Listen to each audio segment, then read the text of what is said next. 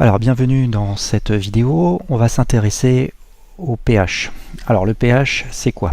On a tous en tête que le jus de citron ou le jus de pamplemousse sont des jus acides en bouche. Alors le chimiste a été obligé de définir au-delà d'un aspect gustatif en termes techniques ce que ça pouvait être que l'acidité. Alors on a défini le pH comme étant un nombre sans unité, compris entre 0 et 14, qui renseigne sur le caractère plus ou moins acide d'un liquide.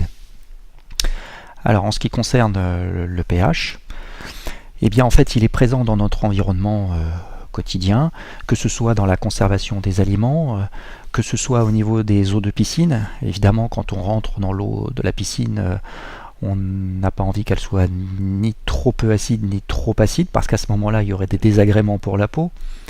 Dans un registre assez proche, en ce qui concerne les aquariums et les poissons, il n'est pas question d'avoir un pH qui soit au-delà de certaines valeurs, sinon les poissons sont en souffrance et voire éventuellement peuvent mourir. En ce qui concerne l'agriculture, le pH est aussi important, le pH du sol, parce qu'il détermine ce que l'on peut cultiver dans un sol. N'importe quel type de végétal ne peut pas se développer correctement dans n'importe quel type de sol. Et en ce qui concerne évidemment tous les shampoings et cosmétiques que l'on est amené à placer sur sa peau, il faut respecter le pH naturel de la peau sous peine de problème. Alors il est nécessaire de connaître le pH de certaines substances, et pour ça, eh bien en fait on a besoin de le mesurer. Alors on a à notre disposition deux outils, le papier pH et le pH mètre.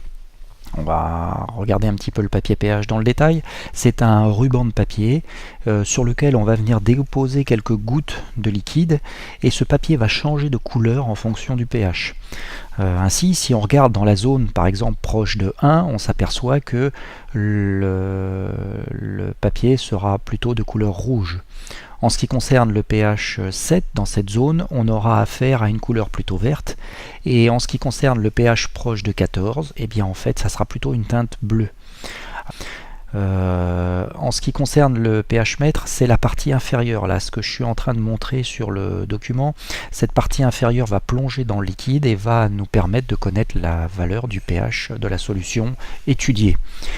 Alors les deux ont des avantages et des inconvénients. L'un est pratique, peu coûteux, peu onéreux, mais pas toujours très précis. Je fais en l'occurrence référence au papier pH. En ce qui concerne le pH mètre, eh bien, il peut être plus précis, mais aussi plus technique lors de sa mise en œuvre, puisqu'il y a quelques réglages à faire en amont. Enfin, tout ça, c'est une affaire de choix et une affaire de précision. Il faut savoir s'adapter. Alors en ce qui concerne le domaine de pH, il existe trois zones.